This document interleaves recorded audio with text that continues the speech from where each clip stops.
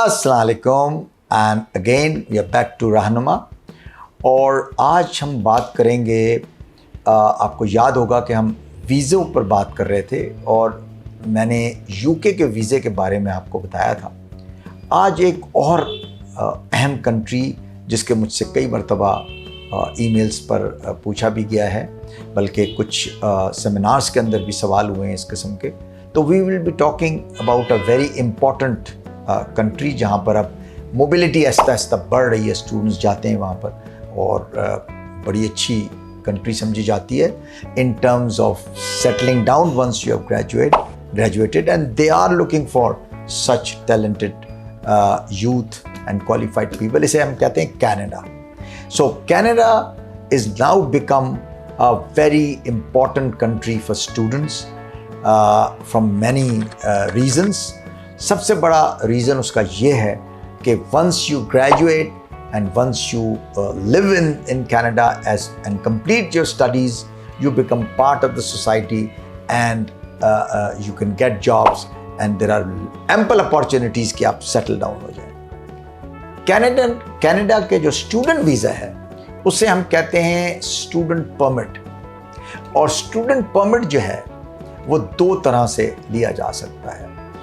जो normal student permit है उसके अंदर बड़ा टाइम लगता है, लेकिन उसके अंदर आपको बहुत सारे ऐसे डॉक्यूमेंट्स या इन्वेस्टमेंट जो करना पड़ रहा है वो आपको नहीं करना पड़ता, but the chances of refusal और चांसेस ऑफ सक्सेस जो है वो बड़ा फ़र्क है दोनों वीज़as में।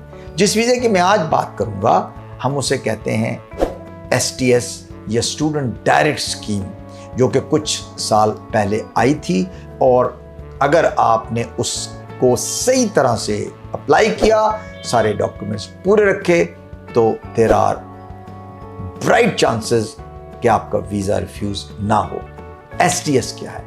STS इसलिए इंट्रोड्यूस किया गया ताकि वो बच्चे जो जेन्युइन हो, वो स्टूडेंट्स जिनके जो अफोर्ड भी कर सकते हो, चाहे उनको स्कॉलरशिप मिली है या ना मिली है, लेकिन वो उस बैकग्राउंड से आ रहे हो जो कि सोशली और फाइनेंशियली और एकेडमिकली फिट हों और पोटेंशियल बच्चे हों, उनके लिए STS मैं रेकमेंड करूंगा।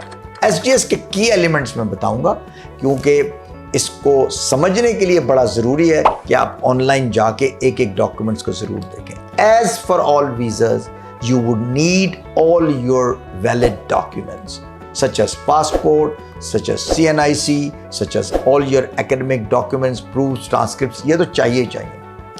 उसके अलावा STS cannot be applied before you get an IELTS of no less than 6 and a balance of 6.5। ये आपका IELTS है जो आपको चाहिए and that qualifies you to apply for STS। STS के साथ दो और कंडीशंस भी हैं। एक तो आपके पास आपका एडमिशन होना चाहिए जो कि गवर्नमेंट अप्रूव्ड इंस्टीट्यूशंस का हो, जिसकी नोटिफिकेशन और लिस्टें मौजूद हैं, उसकी डिटेल में मैं नहीं जाता। So you got an admission and offer letter and then you go on paying through guaranteed investment certificates, जिसे हम GIC कहते हैं। और उसका आजकल जो अमाउंट है वो रफली अबाउट 20,660 or 35 पाउंड्स, ऐसे कुछ उसका रफली है, but this is it. And then you need to pay whatever your tuition fees is for the whole year. These two payments basically convinces the visa officer that you are serious about your studies in Canada। और अब वो इन चीज़ों को देखने के बाद he turns back and looks at your academic papers, your background, your intentions of studies, what course you've chosen, there is a relevance of that। आप post graduate कर रहे हैं, अंडर ग्रेजुएट कर रहे हैं, और बाकी डॉक्यूमेंट्स, आपका जो कैरियर प्लान है, और ऑफ कोर्स जो कि डॉक्यूमेंट बहुत अहम है जिसकी हम बात करते हैं, statement of purpose.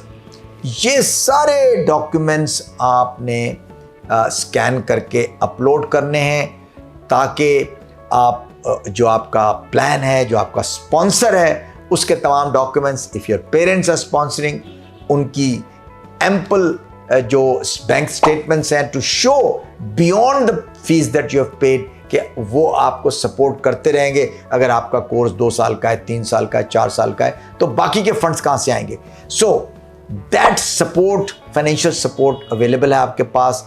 And then you have proved your ties back home, कि आपकी फैमिली, आपके पेरेंट्स, आपके भाई बहन, you have got assets, your family has got assets in Pakistan. आप पढ़ने के लिए जा रहे हैं और डिस्पाइट द फैक्ट कि वो आपको इजाजत देते हैं कि you settle down, they would look towards you as a potential student only when they are satisfied that your intentions to go to Canada is mainly for studies, and then you have all the documentation to prove that this is what is true, that you want to go and study. And if your studies are finished, if you have to come back, you have got ties.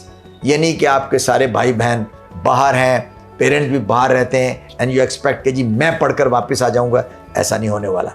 So that is what they are looking at. तो ये मैंने बताए documents, और मैंने आपको reasoning भी बता दी। आपको फॉर्म भरना पड़ता है, $150 उसकी फीस है। आई थिंक बायोमेट्रिक्स की फीस भी अबाउट $80-85 है। Everything guys is available online, and if you go online you will find जो मैंने आपको बातें बताई हैं वो स्टेजेस के साथ आपको मिलती जाएंगी। And then you need to complete those documents and upload, and inshallah ta'ala I'm hopeful you will get your visa. Thank you very much. We will talk about a different country in the next program, where this is a series of applying visas to different countries. तो देखते रहिए programme रहनुमा, और subscribe करना ना भूलिएगा।